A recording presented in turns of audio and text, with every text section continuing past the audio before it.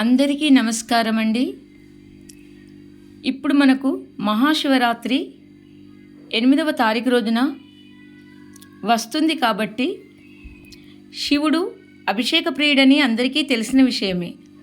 మహాశివరాత్రి రోజు ఆలయ దర్శనం చేసుకున్న, శివనామస్మరణం చేసిన, జపము చేసిన, శివుని కథలు విన్నా, భక్తుల యొక్క కథలు విన్నా ఎప్పటికంటే మహాశివరాత్రి రోజు చేసినచో కోటి రేట్ల ఫలము అధికంగా వస్తుంది, అఖండ ఐశ్వర్యము కలుగుతుంది. ఇలా కలగాలంటే వేటితో అభిషేకం చేయాలో ముఖ్యమైన వాటిని తెలుసుకుందాం. వీడియో చివరి వరకు చూడండి. మనం శివరాత్రి రోజు చేసే ఏ పూజకైనా అధిక ఫలితాన్ని ఇస్తుంది. ముఖ్యంగా మనము శివరాత్రి నాడు ఇవి సమర్పిస్తే చాలు కోటి రేట్ల పుణ్య ఫలితము, అఖండ ధనలాభము మన సొంతమవుతుందని పెద్దవారు అంటున్నారు.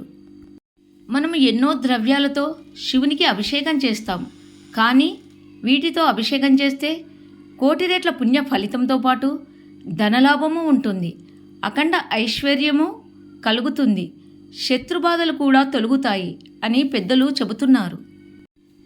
ఆ అభిషేకం ఏమిటంటే పంచగవ్య అభిషేకం.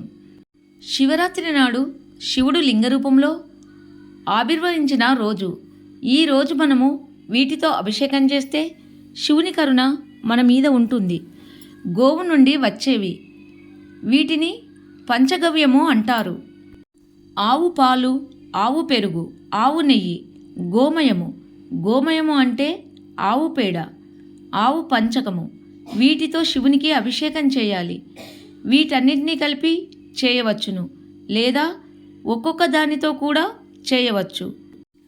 వీటిని ఒక్కొక్కటి విడిగా చేసినా లేదా 5 కలిపి చేసినా కోటి రేట్ల పుణ్య ఫలితం వస్తుంది. ఇలా చేసినచో అఖండ ఐశ్వర్యం కలుగుతుంది మరియు ధనప్రాప్తి కలుగుతుంది, పుణ్యఫలము వస్తుంది.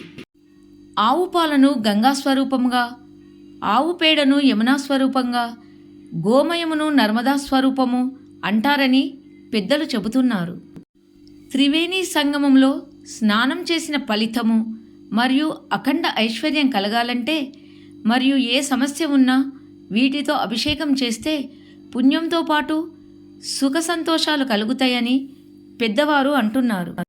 ఇవి కాకుండా ఐశ్వర్యం కలగాలంటే ఎప్పుడైనా సరే కొబ్బరి నీళ్లతో అభిషేకం చేయాలి మరియు రుద్రాక్ష జలముతో చేసిన అఖండ ఐశ్వర్యం కలుగుతుంది. మరియు మారేడు దళాలు నీటిలో వేసి ఆ నీటితో శివాభిషేకం చేసిన అఖండ ఐశ్వర్యం కలుగుతుంది. ఎవరి దగ్గరైనా రత్నాలు ఉన్నచో వాటిని కూడా జలములో వేసి శివరాత్రి రోజు శివునికి అభిషేకం చేసిన అఖండ ఐశ్వర్యం కలుగుతుంది అని పెద్దలు అంటున్నారు.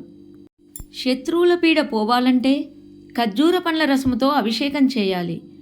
మనము చేసే పనిలో విఘ్నాలు కలగకుండా ఉండాలంటే ద్రాక్ష పండ్ల రసముతో మహాశివరాత్రి నాడు శివునికి అభిషేకం చేయాలి. మహాశివరాత్రి నాడు ఈ విధముగా ఈ ద్రవ్యాలతో అభిషేకం చేసినచో అఖండ ఐశ్వర్యం కలుగుతుంది, శత్రుపీడలు పోతాయి, ధనధాన్యాలు కలుగుతాయి, అఖండ ఐశ్వర్యము కలుగుతుంది, కోటి రేట్ల పుణ్యఫలము లభిస్తుంది. అందరికీ ధన్యవాదములు.